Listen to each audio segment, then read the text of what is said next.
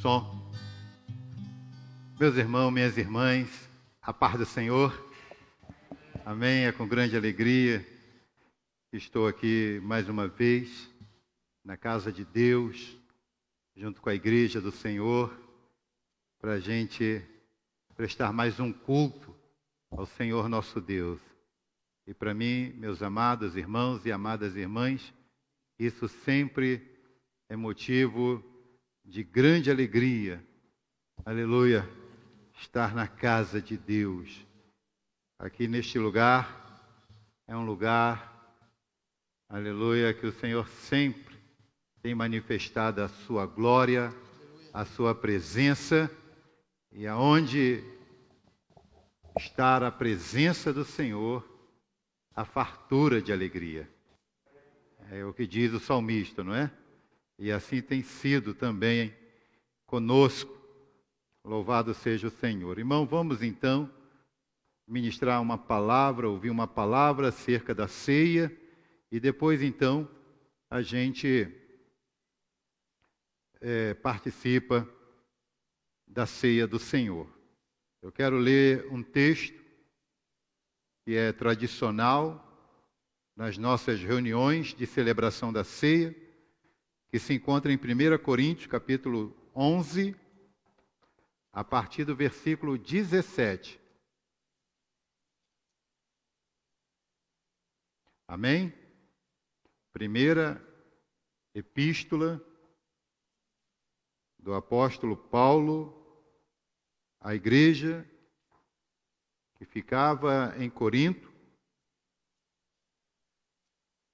a igreja que estava em Corinto,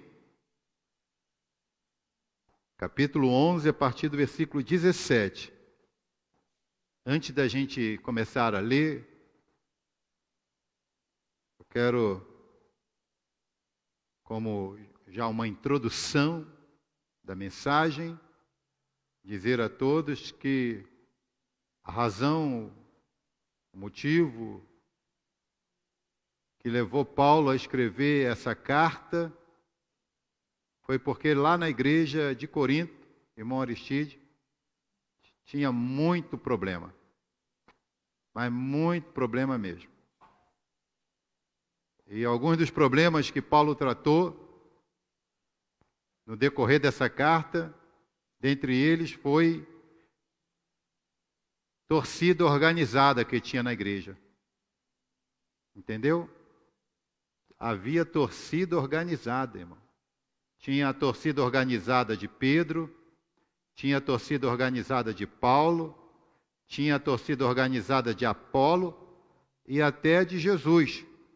Só que essas facções não tinham apoio dos apóstolos, muito menos de Jesus. É porque o povo ainda era muito carnal. Então, quando Pedro pregava, a torcida organizada de Pedro vibrava, dava glória a Deus, e as demais torcidas ficavam caladas. Aí quando Paulo pregava, a torcida organizada de Paulo, oh glória, né? Como se fosse uma torcida mesmo que frequenta os estádios de futebol. Quando o seu time está com a bola, está atacando, está fazendo gol, né? Eles vibram. Vocês já viram isso, né? Mas quando é o outro time, aí essa mesma torcida fica caladinha. E na igreja tinha essas facções, essas torcidas, esses grupos, coisa que é tudo a carne, irmãos, é tudo a carne. Porque quem é espiritual não age dessa maneira na casa de Deus. Quem é espiritual já sai com alegria de casa quando está indo para a reunião dos santos, a reunião do povo de Deus, na casa do Senhor, já crendo que lá na casa de Deus, Deus vai falar ao seu coração, através do Espírito Santo. Porque em o nosso meio, irmãos, quem fala, quem age é o Espírito Santo, não é o homem. não é o homem. Não é à toa que as Escrituras dizem: quem tem ouvido, ouça o que o Espírito Santo diz à igreja. Então nós temos que ter essa consciência, que no nosso ajuntamento, nós estamos aqui para ouvir o Espírito Santo falar conosco. E uma das maneiras que o Senhor fala conosco, irmã Lourdinha, é através da palavra, que é a espada do Espírito Santo. Amém? Aleluia, é uma das maneiras do Senhor falar conosco. Então nós temos que ter essa consciência, para a gente não se tornar carnais como o povo aqui de Corinto. Paulo, lá no capítulo 3, diz claramente: vós sois carnais. Eu não pude falar com vocês como homens e mulheres, como crentes espirituais, porque vocês são carnais. Porque no meio de vocês tem divisão, tem contenda, tem briga, tem facção. E isso tudo é coisa da carne. Então esse foi um dos problemas. Torcida organizada. Sabe? Se é o pregador A, ô glória. Mas se é o pregador B que está pregando, aí não dá glória nenhum, porque só torce para o pregador A. Como se fosse, uma partida de futebol. E não é por aí, queridos, não é por aí. Nós estamos aqui para dar glória a Jesus. Seja qual for o vaso que Ele queira usar. Seja qual for o instrumento que Ele queira usar. Aleluia. E nós temos que ter essa fé, essa consciência, porque senão a gente perde o caminho. A gente se desvia do caminho santo do Senhor, porque aí nós não estamos mais no caminho santo do Senhor. Aleluia. E havia problemas também ali com relação ao casamento, com relação a carnes oferecidas, com alimento oferecido a ídolos. Havia problemas ali de pecados sexuais, como prática de incesto na igreja. E problemas em relação ao uso dos dons espirituais, problemas com o entendimento acerca da doutrina da ressurreição de Cristo. E agora a gente vai ver aqui, no capítulo 11, a partir do versículo 7, mais um outro problema que estava ali destruindo a igreja, porque quando esses problemas surgem na igreja e não são tratados, consequentemente o diabo vai encontrar a brecha e aí a ruína da igreja é iminente. Então Paulo trata dos problemas para que a igreja do Senhor não venha a ser, vamos dizer assim, destruída. Ah, pastor, mas Jesus não falou que as portas do inferno não prevalecerão contra a igreja? Sim, desde que a igreja permaneça na presença de Deus. Porque se a igreja não permanecer, mas der lugar ao inimigo, aleluia, vai acontecer como aquelas igrejas lá da Ásia Menor, que Jesus disse: olha, eu tenho contra você uma coisa. Volta ao primeiro amor. Arrependa-te. Porque você deixou o primeiro amor. Como a igreja de Laodiceia, que Jesus disse: você não é frio e nem quente, falando com a igreja. Você não é frio nem quente, mas você é morno. E a única coisa que eu sinto por você, que eu desejo fazer, é te vomitar da minha boca. Então veja que o próprio Jesus não tolera, não suporta a mornidão na igreja. E quando é que a igreja está morna? Quando está com um pé na casa de Deus e outro pé lá no mundão. Sabe? Servindo a dois senhores. Ao mesmo tempo que está dando glória, aleluia, na igreja, sabe? Está se satisfazendo com os prazeres do mundo.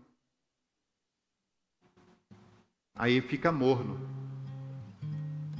Não é frio e nem quente. E essas igrejas não existem mais. Aquelas igrejas lá da Ásia, que está no capítulo 2, no capítulo 3 de Apocalipse, todas elas acabaram na história. Chegou um dia que elas não existiam mais.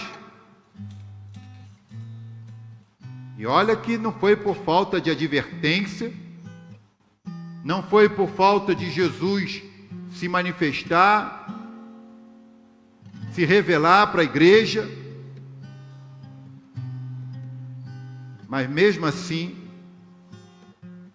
as igrejas lá da Ásia Menor se desviaram tanto do Evangelho de Cristo, e chegou num período da história que elas já não existiam mais. Então nós temos que vigiar muito em relação a isso, irmão. A igreja, ela tem a promessa de ser vitoriosa sempre, mas nós temos que permanecer na presença de Deus. Nós temos que viver sendo fiel a Deus até a morte. Glória a Deus. Então vamos ver quais eram os problemas que havia ali na igreja de Corinto com relação à Santa Ceia, e que Paulo tratou, e que nós, sabendo do que é errado numa reunião de Santa Ceia, aleluia, nós vamos ter a sabedoria de não praticar os mesmos erros, para que jamais estejamos participando indignamente do corpo e do sangue do Senhor. Então vamos lá, pessoal. 1 Coríntios 11, versículo 17. Nisto, porém, que vou dizer-vos, não vos louvo, porquanto vos ajuntais não para melhor, senão para pior. Olha que coisa tremenda. É o apóstolo de Jesus, escolhido por Jesus, cheio do Espírito Santo, inspirado pelo Espírito Santo, falando essa palavra para a igreja. Eu não vou dar nenhum elogio para vocês. Ele está mandando uma carta para a igreja, que era para confrontar os erros da igreja e corrigir os erros da igreja, mas não só da igreja de Corinto, mas as igrejas do Senhor em todo lugar e em todas as épocas. Então essa carta também é para a igreja do Senhor aqui em Itapiratiba, para mim e para você, que o Senhor está falando conosco através dessas sagradas letras que eu acabei de ler, que os irmãos acabaram de ouvir. E Paulo está dizendo, da parte do Espírito Santo, eu não vou louvar vocês. Ou seja, eu não vou ficar elogiando vocês, falar bem de vocês, porque o que eu estou ouvindo acerca de vocês é que vocês, quando se ajuntam, não é para melhor, senão para pior. E nós não podemos, irmão, perder tempo realmente se ajuntando para pior. Quando a gente vem para a casa de Deus se reunir, a gente tem que ver se vir para o melhor, né? Desfrutar da nossa comunhão, sabe? Desfrutar da irmandade, da fraternidade, do amor fraterno entre nós, irmãos, sabe? Sabe, a gente tem que, em nome de Jesus, deixar, sabe, a cara que chupou limão, sabe, na lata do lixo, e chegar na casa de Deus, sabe, Porque eu já muitas das vezes saí de casa assim, angustiado, turbado, e aqui no primeiro sorriso que eu vi aqui de uma irmã, que eu me recordo agora, muito bem, quando eu fui dar a paz do Senhor para a irmã me deu a paz do Senhor com um sorriso bem grande, bem largo. Já aquela coisa que estava me turbando, pá, caiu por terra. Na hora, irmãos. Então aqui é um lugar para a gente fazer bem um ao outro. Com um sorriso, com um cumprimento alegre, com uma saudação de coração, a paz do Senhor, meu irmão, a paz do Senhor, minha irmã. Aleluia. Com sinceridade, sabe? Não é a paz do Senhor, mas eu estou cheio de mágoa do irmão, estou cheio de rancor. Aí a gente não passa, irmão, de gente hipócrita, gente falsa, dando a paz do Senhor cheio de mágoa. Como é que é a paz do Senhor se tem mágoa, tem rancor, tem ressentimento no coração? Isso não pode existir de maneira nenhuma. Se o diabo tentar colocar essas coisas no meu coração, eu dobro meu joelho, irmãos. Eu estou dizendo como é que eu vivo aqui para vocês. Eu dobro meu joelho em casa, Senhor, tira isso de mim. Enche meu coração de amor por essa pessoa. E não levanto do joelho enquanto eu não sentir que Deus me deu vitória. Porque se não for com esse amor, a nossa reunião, nós estamos enquadrados aqui. Porque o ajuntamento lá para a ceia do Senhor, não tinha amor não.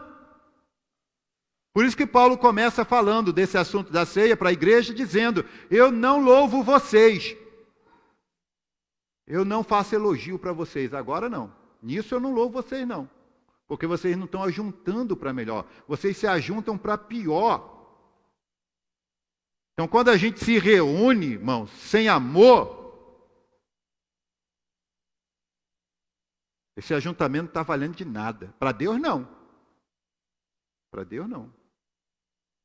Então a gente tem que ter essa consciência. Eu vou para a casa de Deus para abraçar. Agora não pode abraçar por causa do distanciamento social, não é? Mas eu vou para a casa de Deus para me alegrar com meus irmãos, com as minhas irmãs, na presença do meu Deus. Aleluia. E Satanás, sai da minha frente, se o Senhor quiser me impedir de fazer tal coisa. Se não sair, eu ainda passo por cima, piso na tua cabeça, diabo. É assim, com essa autoridade, irmão. Nós não podemos deixar o diabo botar outra coisa no nosso coração. Em nome de Jesus.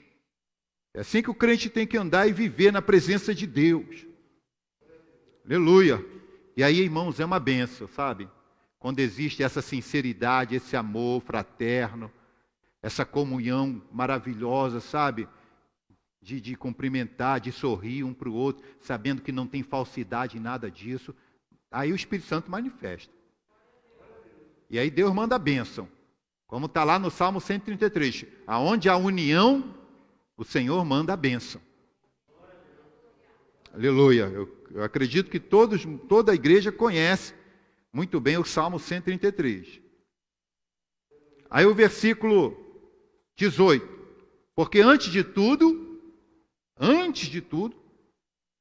eu ouço que quando vos ajuntais na igreja, há entre vós dissensões, e em parte eu creio. Então ele ouvia.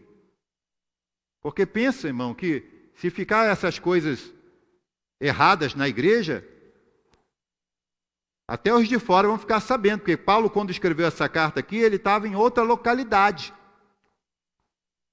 Ele estava em outra localidade.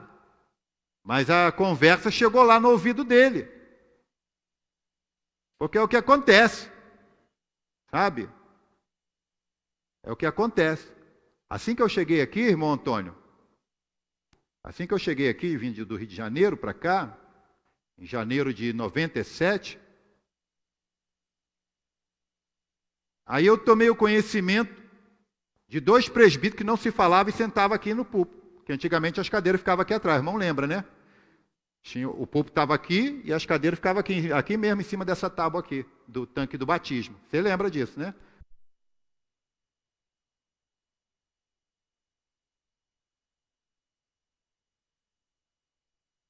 informado disso.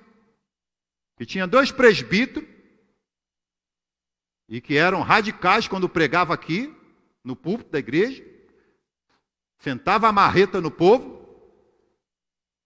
e esses 2 abençoados não se falavam, e está gravando, porque todo mundo sabe disso.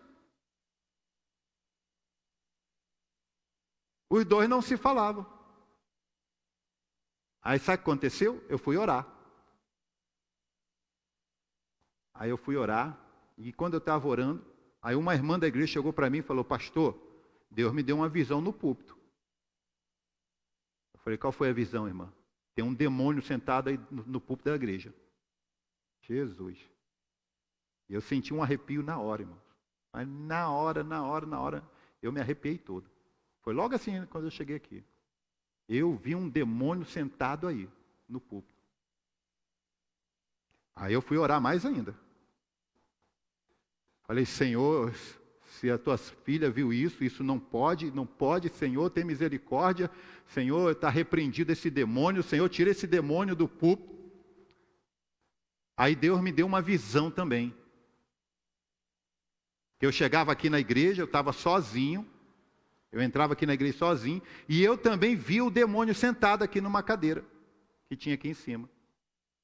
E ele era tipo um boneco assim, ó, desse tamanho assim, ó, de cerca de meio metro. E quando eu vi, eu senti o mesmo arrepio, na minha visão, eu senti o mesmo arrepio que eu senti quando a irmã me contou a visão que ela teve, com esse demônio. Aí na visão eu também tive o mesmo arrepio no corpo assim, vi aquela coisa, senti aquele calafrio no meu corpo, só que aí eu parti para cima dele. Aí eu me agarrei com ele aqui, aí eu corri lá para fora e tinha um murinho ali, né? Hoje é a grade, mas tinha um murinho ali, e eu jogava ele lá na rua. Jogava ele lá na rua e voltava aqui, e eu já não estava mais com aquele calafrio no meu corpo.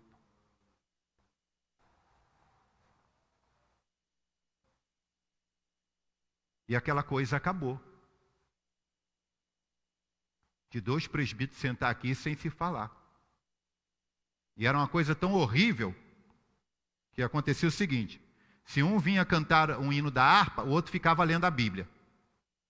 Aí se o outro vinha pregar, o que estava sentado ficava lendo a harpa. E todo mundo via isso. Essa coisa horrorosa, nojenta, que os 2 não tinham comunhão. Nenhum dos 2 aceitava o que o outro fazia aqui no altar.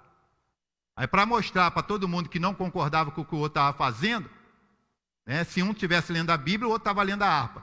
Se um estivesse cantando o hino da harpa, o outro estava lendo a Bíblia. E era todo culto essa vergonha aqui na nossa igreja. Mas Deus nos livrou desse demônio. Deus nos livrou desse mal. Mas era, irmãos, um falatório que não acabava nunca na boca de todo mundo. Não só na igreja, mas fora da igreja também. Então veja que Paulo estava a centenas de quilômetros longe da igreja de Corinto, e a conversa chegou lá no ouvido dele. De que tinha dissensão na igreja, quer dizer, tinha discussão na igreja, tinha divisão na igreja, tinha discórdia na igreja de Corinto. É o que significa dissensão. Por isso que ele começa falando desse assunto, dizendo: eu não tenho elogio para vocês. Aí parece uma palavra dura, né? Como é que um apóstolo de Cristo, escrevendo para a igreja de Cristo, fala: não vou elogiar vocês porque vocês não têm motivo nenhum para me dar elogio para vocês. Né? Nossa, como é que o apóstolo, né, tanto tempo sem ver a gente, ele mesmo ganhou a gente para Jesus e agora manda uma carta dessa para a gente? É porque, irmão, quando o povo está errado, quando alguém está errado, né, a gente não tem que passar a mão na cabeça, a gente tem que falar a verdade para a pessoa se enxergar o seu erro e se corrigir e passar a andar direito. É isso que tem que ser feito. Se está caindo um toró lá fora, irmão aí, está você e seu menininho em casa, ou qualquer pai, né? O dia está caindo, chuva, está caindo raio, trovoada, Aí a criança fala: papai, eu posso brincar lá fora? Um pai cuidadoso não vai deixar o filho brincar debaixo de uma tempestade de raio. Não é? É ou não é? Aí ele pede 2, 3, 4, 5 vezes, o pai não. E ele sabe que o pai não quer, porque o pai já disse não várias vezes. Mas de repente, o pai sai da frente do menino, e daqui a pouco procura o menino está lá, na chuva, brincando na chuva. Se o pai é um pai bom, não vai ficar rindo para o filho. Filhinho, você está aí se molhando, filhinho. De gracinha com o filho, fazendo coisa errada, desobedecendo a ordem do pai. Numa hora dessa, se o pai é bom mesmo, entra, garoto. Eu não falei para você não ir?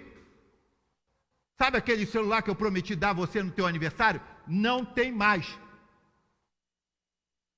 Enquanto você não aprender a me obedecer em tudo, você não tem mais nada de mim. Seja obediente, faça o que eu mando, e aí você vai ter tudo comigo. Senão, não tem nada comigo. Tem que dar uma disciplina. Essa é a hora da disciplina. Quando está desobediente, quando está rebelde, quando está fazendo coisa errada. Então, nós temos que ter essa sabedoria, irmãos. O Paulo aqui é o líder da igreja. Ele está vendo que na igreja tem coisa errada. Aí ele então vai apontar o erro, e é claro que depois ele vai dizer para a igreja como é o certo. Como é o certo. Mas primeiro ele mostra o erro, e depois ele vem e mostra o que está errado. Mas a igreja, se quer realmente ser igreja de Cristo, sabendo que o que está sendo falado é realmente o que está acontecendo, não tem que se rebelar, não tem que achar ruim. Como diz o pastor Cláudio Honor, como ele falava lá para a gente, né? Quando ele sentava o chicote na gente. Falava: se vocês estão errados, tem que dar as costas para a chibatada, não tem que ficar de cara feia para mim. Está errado. E era assim mesmo que o baixinho falava com a gente. Se vocês estão errados, vocês têm que dar as costas para a chibatada. Então, irmãos, se havia carnalidade na igreja, a igreja não tinha que achar ruim. Tinha que se arrepender da advertência que estava recebendo e se endireitar. Então eu ouço que entre vocês há dissensão, há briga, há conflito, há disputa, há discórdia, há divisão. E não é assim. Aí no capítulo 12 ele vai até entrar nesse assunto da união da igreja, da unidade da igreja, comparando a igreja com um corpo. Jesus é a cabeça do corpo e nós somos os membros do corpo. De maneira que nós temos que estar unido, ligado, como membro do corpo, no corpo, para sermos um só corpo. Aí o versículo 20. De sorte que quando vos ajuntais num lugar, não é para comer a ceia do Senhor. Olha aí, irmão, que palavra.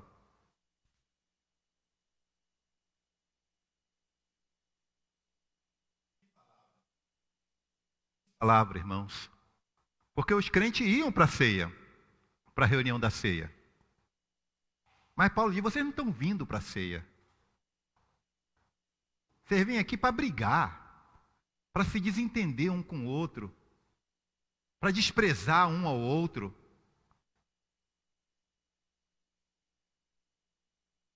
Isso não é ceia. Isso não é comunhão. Porque um dos significados da ceia é a comunhão dos santos. Então vocês não estão vindo comungar. Vocês estão vindo aqui para se destruírem. Vocês não estão se ajuntando para melhor, mas para pior. Então, esse entendimento, amada igreja, a palavra de Deus está nos dando para a gente saber como tem que ser o nosso caminhar, principalmente para a casa de Deus, a nossa conduta na casa de Deus, para que realmente, chegando aqui, passando o tempo que a gente passa juntos, a gente possa desfrutar da bênção de Deus, da presença de Deus, da glória de Deus, da manifestação do poder de Deus, aleluia, e assim a gente ser edificado na presença do Senhor. Amém, igreja? Graças a Deus, aleluia. 21. Porque comendo cada um, toma antecipadamente a sua própria ceia, e assim um tem fome e o outro embriaga-se. E agora ele vai tocar mais ainda o dedo na ferida daquela igreja. Ele vai mais a fundo ainda nos erros da igreja. Porque a ceia que a gente sempre fez aqui, e vai ser hoje também, é o quê? É comer o pão, que representa o corpo de Cristo, e beber o suco de uva, que representa o sangue de Jesus. Não é? É o que temos aqui na nossa ceia. Mas lá em Corinto, tinha isso e mais um junta-panela. Quem lembra aí do nosso junta-panela, né, Pedrina? Lembra do nosso junta-panela, né? Cada um levava um comidaço de casa, as famílias, juntava tudo no domingo, e aí era aquela confraternização em torno de comida. E eles faziam isso no dia da ceia, irmã Maria Donizete. Eles traziam, cada um trazia comida, e era muita comida, só que ao mesmo tempo que muitos traziam comida, havia também na igreja aqueles que não tinham condição de trazer nada. Não tinham condição de trazer nada.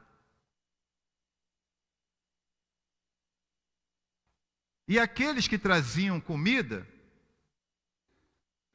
a prova que eles eram carnais, é que eles não repartiam com quem não tinha trago nada. É o que Paulo diz aí. Porque comendo cada um, toma antecipadamente a sua própria ceia. E assim um tem fome e o outro embriaga-se. Então tinha aqueles que podiam trazer e traziam comida, tinha aqueles que não podiam, e ainda eram pessoas tão pobrezinhas que vinha com fome,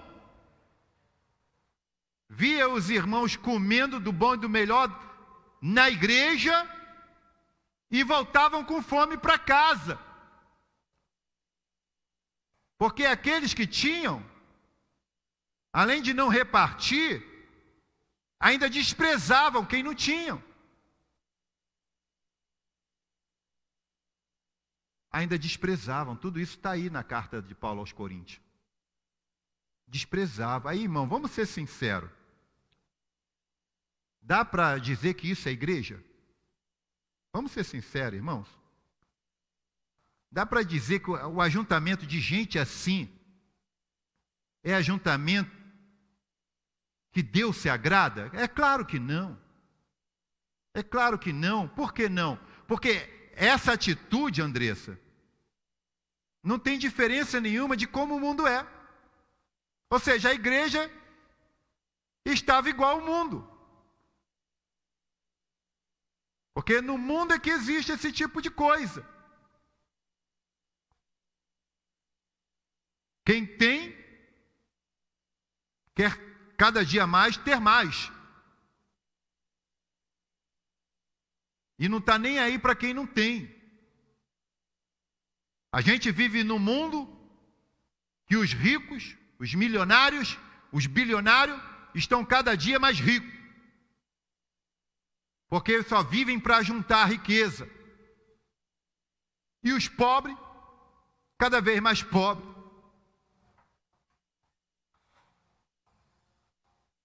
Porque os ricos, a cada dia que passa, querem acumular mais riqueza para eles.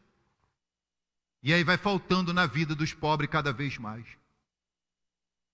Então, é assim que o mundo vive dia a dia. Quem tem só pensa nele próprio e não pensa no que não tem. E aonde está esse espírito?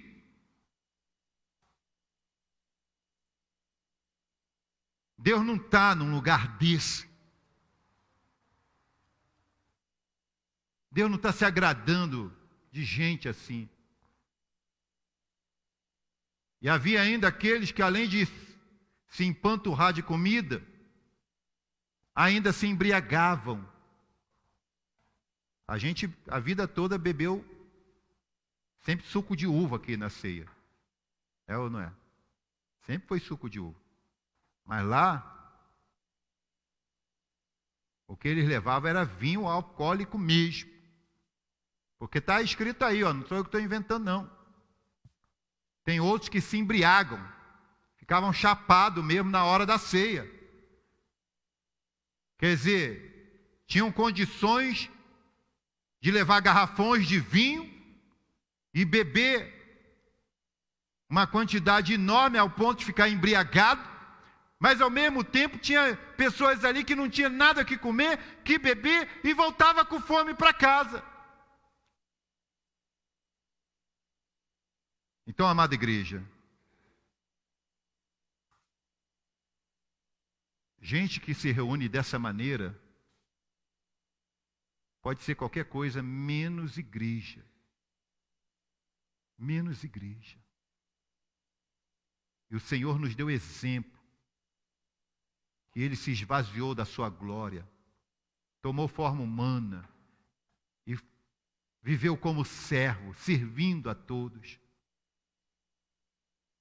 Aleluia, fazendo bem a todos. Repartindo pães e peixes, saciando a fome de multidões.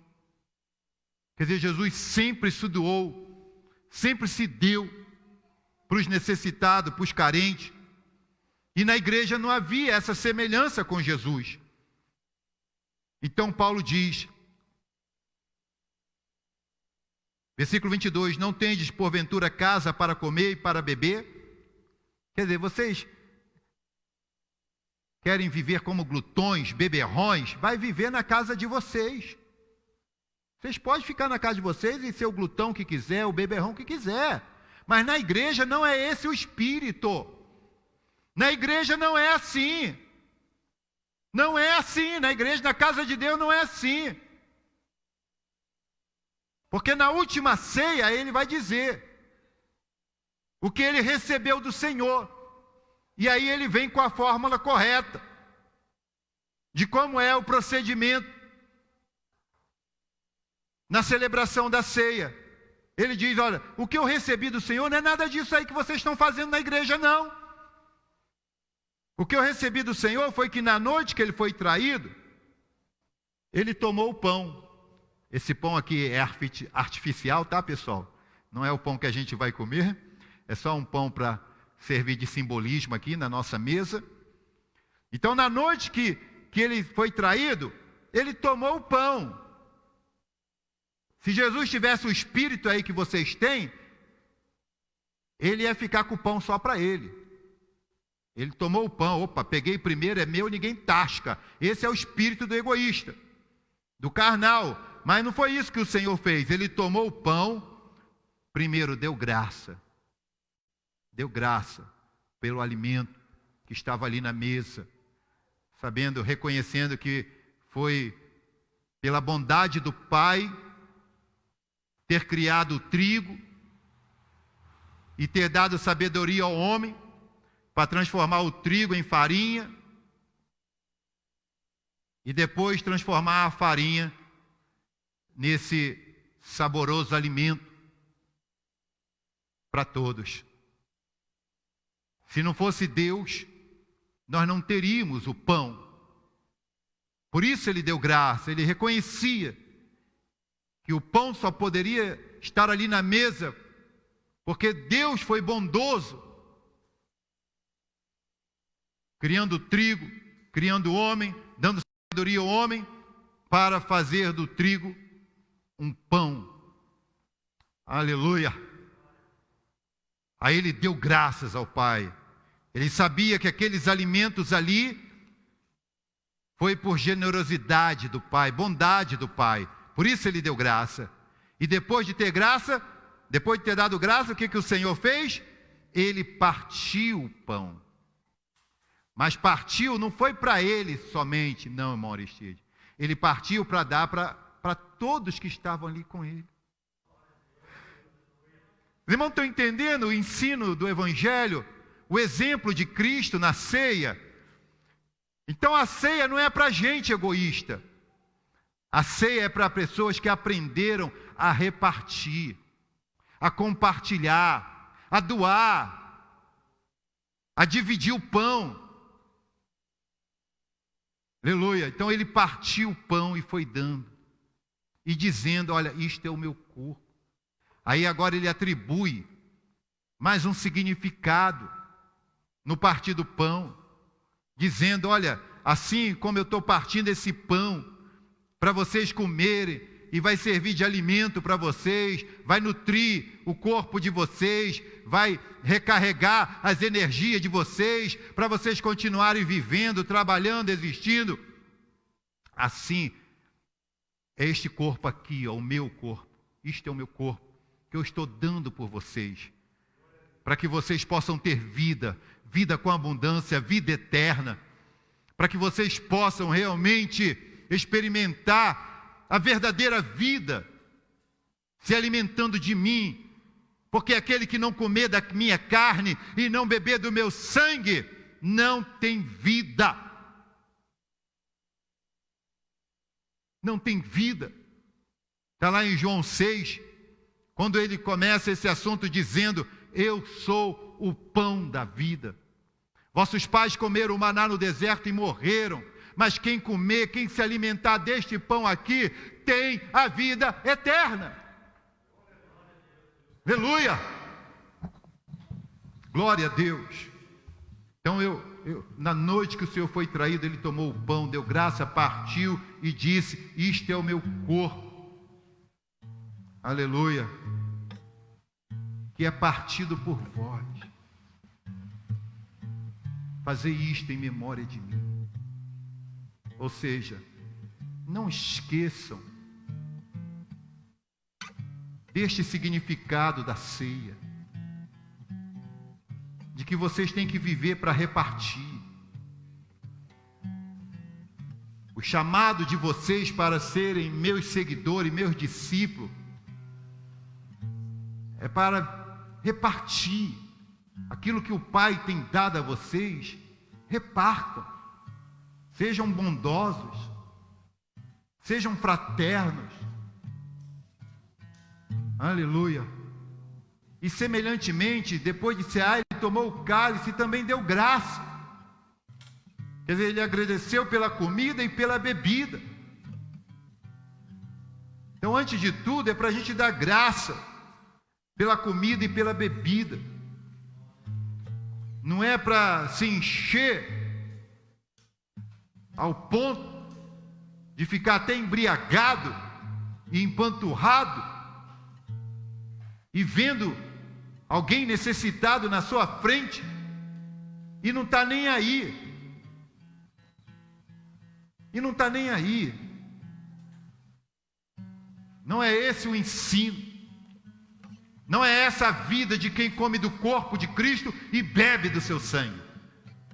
Amém, igreja?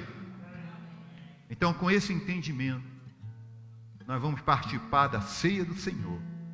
Vamos comer do pão, beber do suco de uva, que representa o corpo, o sangue de Jesus, e que significa que tudo isso que a palavra de Deus está falando conosco, não é para ficar só restrito a esse momento, mas é para a gente levar para a vida, para o nosso dia a dia. Aleluia. De ajudar os necessitados, de cuidar dos carentes, de socorrer os aflitos. Louvado seja o nome do Senhor, de partir o pão com quem precisa. Então vou pedir que os obreiros tragam. Você ministra, Eduardo? Pode ministrar. Amém? E concluindo, irmãos, tá? O evangelista Eduardo vai estar então ministrando agora a ceia a todos nós.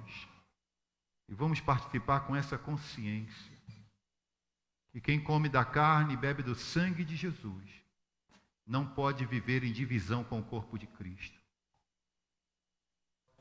Em nome de Jesus,